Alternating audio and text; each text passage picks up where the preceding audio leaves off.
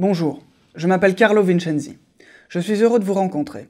Votre cabinet de consultance nous a vraiment bien vendu votre CV. Votre précédente mission au sein de Paratex fut apparemment un immense succès. Bravo. Je compte donc sur vous pour réussir votre mission chez nous. L'objectif de notre échange est que je vous présente Golden Spray afin que vous puissiez faire des propositions à son CEO, M. Farouki. Il vous rejoindra dans 1 heure. On m'a dit que vous ne connaissiez ni notre histoire ni notre secteur d'activité. Je vais donc commencer par là. Sur l'écran s'affichent les différentes activités de Horn dans le domaine de l'agronomie. Il y a 3 ans, Horn a racheté Golden Spray. Cette entreprise a été créée il y a 12 ans par M. Farouki lui-même. Elle se situe au Mingostan et est spécialisée dans les insecticides. Pour le moment, Golden Spray produit 3 insecticides. Le Polbop, le Norsec et le Virex. Golden Spray est l'un des leaders sur son marché. Ces produits visent surtout les cultures de coton. Vous devez savoir que ces cultures représentent la plus grande part d'exploitation agricole du Mingostan. Malheureusement, les temps sont durs depuis de nombreux mois. Les parts de marché de Golden Spray se sont écroulées de 25% l'an dernier. Il faut à tout prix développer de nouvelles opportunités pour que Golden Spray puisse s'en sortir et il en va de la survie de l'entreprise. M. Farouki ne prend pas en considération les conseils qui viennent de notre siège qui se trouve à Bâle. Il n'a pas confiance en nous et considère que nous sommes trop loin. Nous pensons donc qu'une personne d'expérience, comme vous, pourra peut-être le faire changer d'avis. Votre mission est donc de 1. Réaliser un rapport détaillé sur la situation de Golden Spray. 2. Préparer un plan stratégique pour les 3 prochaines années. Ce plan doit reprendre les étapes et actions à entreprendre pour atteindre des objectifs ambitieux. 3. Déterminer votre stratégie pour mobiliser les employés de Golden Spray. Faites attention, ils ne sont pas habitués au changement. Et 4. Organisez votre équipe. M. Farouki va douter de votre capacité à mobiliser ses collaborateurs. Maintenant, vous connaissez votre mission. Commençons par parler du business. L'environnement de Golden Spray jouit de diverses opportunités. Il faut savoir que ces 2 dernières années, l'exportation de fruits exotiques et de légumes a augmenté au Mingostan. Le gouvernement souhaite soutenir ce type de récolte, ce qui est une bonne nouvelle. Mais pour le moment, d'autres éléments comme les virus qui s'attaquent aux cultures et l'agriculture durable sont des sujets préoccupants. En effet, les virus qui s'attaquent aux cultures de coton du Mingostan résistent de plus en plus aux produits chimiques qui sont généralement utilisés. Nous essayons de les supprimer avec d'autres techniques, mais les écologistes nous mettent la pression pour qu'elles soient saines. La solution de Horn est donc d'investir dans un programme. Ce programme s'appelle l'Integrated Pest Management. Il permet d'avoir recours à des techniques qui font appel à la chimie, la biologie et le contrôle génétique, ce qui est plus doux pour les cultures, mais efficace aussi contre les virus. Vous avez déjà entendu parler de l'Agence internationale de protection des plantes ? Elle voudrait accorder un subside aux entreprises qui favorisent l'agriculture durable dans les marchés émergents. Le comité de direction de Horn voit cette coopération comme un moyen d'améliorer l'image de Horn, et je pense que nous devons saisir cette opportunité.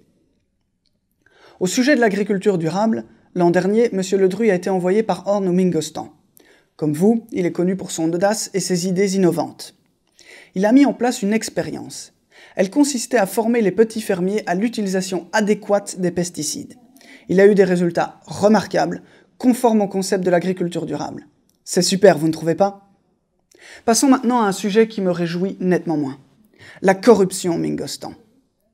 Les membres du gouvernement contrôlent les banques spécialisées dans le domaine agricole, ce qui a des répercussions sur les petits fermiers.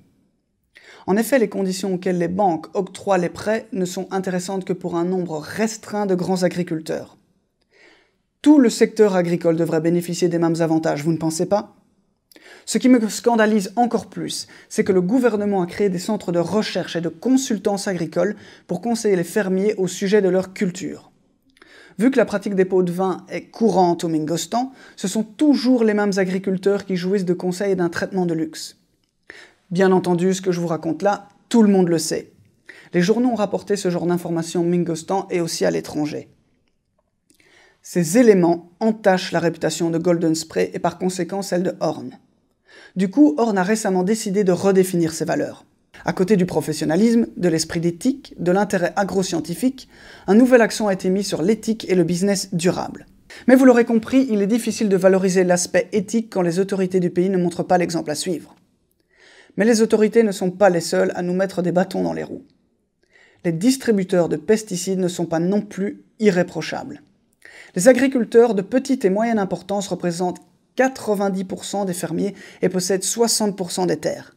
Ils ont tendance à acheter auprès des petits distributeurs les produits destinés à la protection de leur culture. Ces distributeurs ne sont pas fiables. Ils octroient des prêts à des taux élevés. Ils vendent des produits falsifiés. Ils ont connaissance limitée de la protection des plantes et j'en passe. Les agriculteurs plus importants achètent généralement directement aux entreprises productrices. Malgré cette relation de proximité, les grands agriculteurs n'hésitent pas à nouer des contacts étroits avec deux gros concurrents de Horn. Ils sont arrivés sur le marché du Mingostan il y a 2 ans. Bien qu'ils aient eu du mal à faire leur place, ils sont maintenant implantés. De plus, des produits génériques bon marché arrivent de Chine. Les distributeurs reçoivent fréquemment des plaintes car la qualité des produits laisse vraiment à désirer. Malgré cela, ils continuent à promouvoir les produits chinois et les ventes leur permettent de se faire une bonne marge. Ces produits ne sont pas les seuls à recevoir des plaintes. L'année dernière, Golden Spray a noté une augmentation de 35% de ses plaintes. Elles provenaient aussi bien des petits que des grands agriculteurs. C'est peut-être notre usine de Cagos qui fait des erreurs de production, mais je pense que c'est aussi de la faute des distributeurs qui vendent des produits périmés. Je n'ai pas de preuve de ce que j'avance, mais je suis sûr que les stocks de distributeurs ne sont pas en règle. Et même si ce n'était pas le cas, je pense qu'ils ne conseillent pas les bons dosages aux agriculteurs. Je voudrais terminer par un sujet épineux qui est celui des relations humaines au sein de Golden Spray. 3 hommes sont en compétition pour succéder à M. Farouki. Il doit partir dans 2 ans et Horn est censé s'occuper de gérer sa succession. D'ici là, il va falloir composer avec lui et il n'est pas des plus faciles. Il ne veut rien entendre concernant l'achat ou la plantation d'autres cultures. Il veut rester sur le coton et il n'est pas non plus intéressé par les petits fermiers. Lorsqu'on aborde le sujet d'agriculture durable, cela le met en colère. En plus, depuis qu'il a développé un réseau d'experts en agriculture, il pense avoir solutionné tous ses problèmes. Il est vrai que les visites de ces experts auprès des grands agriculteurs est une vraie réussite, mais vous êtes d'accord avec moi qu'on ne peut pas uniquement se reposer là-dessus. Je vais rapidement vous présenter les 3 hommes qui voudraient succéder à M. Farouki. Cela pourrait vraiment faciliter votre intégration. Tout d'abord, il y a M. Pervez, manager de l'usine de production de Cagos et responsable du transport. Il dirige 250 personnes. Il n'est pas connu pour ses talents commerciaux, mais plutôt pour ses idées en ce qui concerne la rentabilité et le contrôle des coûts. M. Marouki est aussi intéressé. Il est responsable des 200 experts agricoles qui composent le réseau de Golden Spray. Il a une certaine ouverture d'esprit, mais suit généralement les ordres de M. Farouki. L'an dernier, il a aidé M. Ledru à mettre en place son expérience avec les petits fermiers. Et enfin, il y a M. Latif, qui est le directeur financier de Golden Spray. Il a développé un bon système de reporting pour le management. Il a la réputation d'être un bon manager. Des 3, c'est lui qui a la plus grande ancienneté et qui connaît très bien Golden Spray.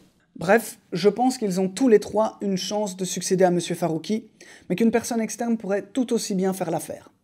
En tout cas, il faut quelqu'un qui serait apte à se faire apprécier par les locaux et regagner des parts de marché. Ce sont 2 challenges immenses et je pense que vous pouvez les comprendre étant donné ce que je viens de vous expliquer. Je pense que j'en ai assez dit et que je n'ai plus qu'à vous souhaiter bon courage et succès.